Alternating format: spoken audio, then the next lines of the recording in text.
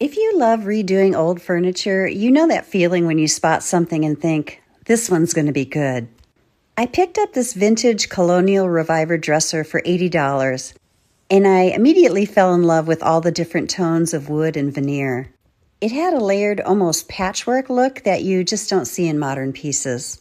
It was definitely showing signs of its 100-year-old age, but honestly, it mostly needed patching and a fresh stain. And I could tell right away that old varnish was going to melt right off. I started with a carbide scraper to test a small area, and sure enough, that finish practically surrendered. Then I moved right into my sander with 120 grit. When I tell you that old finish came off without a fuss, this was one of the easiest sanding jobs I've ever done. The only downside, that wood dust smelled its age. It lingered in the air like it had stories to tell. Not good stories. I used my detailed scraper to get into all the edges and corners where the sander couldn't reach, just making sure I was down to clean wood everywhere. I decided not to reattach the jewelry chest that originally sat on top, so I filled in those mounting holes with 2-part Bondo. Then I went around and filled every section where the veneer was chipping away, on the top, the bottom edge, and a few drawer fronts. 2 of the drawers were a little loose, so out came the wood glue and clamps. Nothing dramatic, just tightening everything back up and giving it another few decades of life. And then we wait. Because refinishing is 30% skill and 70% waiting for those things to dry. While that was setting, I went back in with more detailed sanding, using sanding blocks in different shapes to get into all those intricate areas. This piece has curves and little details that don't love power tools, so hand sanding was a must. Then I brought the orbital sander back out and worked over all the Bondo repairs. There were 1 or 2 small areas where I had to reapply Bondo because apparently I enjoy doing things twice. But overall, it sanded down beautifully. At this point, everything was smooth, flush, and finally starting to look cohesive again. My last test of the day was wiping everything down with a damp rag to see how the grain was going to pop. Next up, pre-stain wood conditioner and bringing this 1930s piece back to life. This is part 2 of me bringing this 4-drawer dresser from the 1920s or 30s back to life.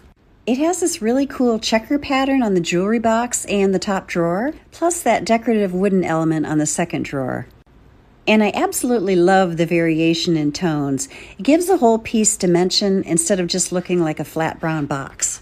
At first I was inspired or maybe overly confident and tried using acetone on the delicate checkerboard veneer and the spindle legs. It did not perform the miracle I had imagined. So I ended up hand sanding most of those legs anyway, which realistically was probably the right move from the beginning. Then it was finally time for the fun part. I applied pre-stain wood conditioner to all of the drawers, let that dry, and gave everything a light sanding. After that, I came back with one of my favorite stains, American Walnut. 1 coat, rubbed down and wiped back lightly. I don't like to flood pieces like this. I want the grain and those tone variations to stay visible. Once that dried, I added a light coat of shellac. And this is important. Shellac is one of those unsung heroes in refinishing. When you're layering products and working over patched areas, it creates a barrier so everything behaves. When you're color matching, it keeps you from disturbing what you just did 5 minutes ago.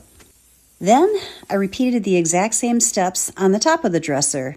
Conditioner, stain, dry, light sanding in between. For the top drawer, the checkerboard detail, I conditioned first, then I taped off the square sections. I used the darker walnut stain on the dark squares and a lighter white oak stain on the lighter squares.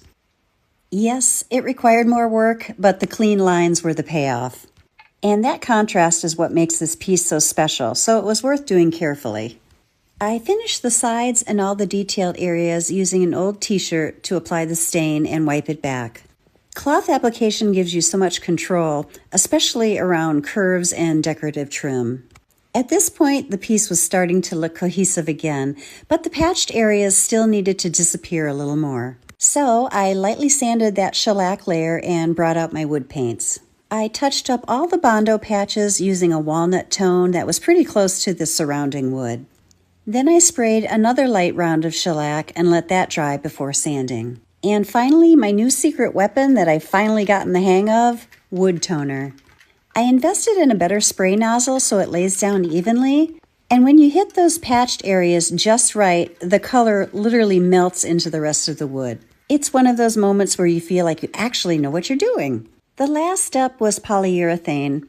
Unfortunately, the can I used had been open for a while, and I noticed it was thicker than usual. That decision will come back to haunt me. My final task of the day was conditioning the insides of the drawer so everything felt clean and refreshed, inside and out. If you've been following this wooden furniture restoration, you know I've been working on this beautiful vintage dresser from the 1920s or 30s. Last time I left off right as I was starting to apply polyurethane. In this final video, I'm tackling the jewelry box and adding finishing touches that really bring the whole piece together. I decided to remove the back arched plate from the jewelry box so I'd have better access for sanding and staining.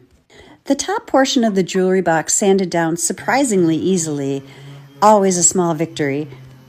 I used my sanding blocks to get into the edges and curves, especially around the detailed trim. Once everything was clean and smooth, I applied a coat of pre-stained wood conditioner to the top portion and let it soak in. The sides and inside of the jewelry box were actually in pretty good shape, so instead of stripping them down entirely, I used Restore a Finish to refresh them.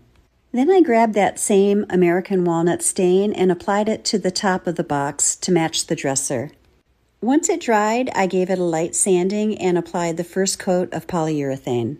And yes, this is the same can that will later come back to cause minor drama. I reattached the wood trim around the mirror and decided to stain the inside of the lid so it would look finished and cohesive. As I was about to nail the back on, I noticed a crack that needed glue, so I clamped it down and reassembled everything off camera. And here is the finished result, both with and without the jewelry box on top. After my second round of polyurethane, I noticed some tiny bubbles in the finish. Apparently, that can of poly had thickened over time, which caused the issue. So I sanded the surface smooth, made a quick run to the hardware store, grabbed wipe-on poly, and applied one final coat. That did the trick. The finish leveled out beautifully, and everything came together exactly how I wanted. Even though I originally liked the contrast between the second drawer and the others, I do love that the tone is more cohesive now. It feels intentional and balanced. I swapped out the mismatched hardware, kept the vintage character, and I'll be listing this piece for $395. I think it turned out just beautifully. What do you think? My name is Meg, and I show you practical tips for refinishing and flipping furniture. Be sure to hit the follow button for more.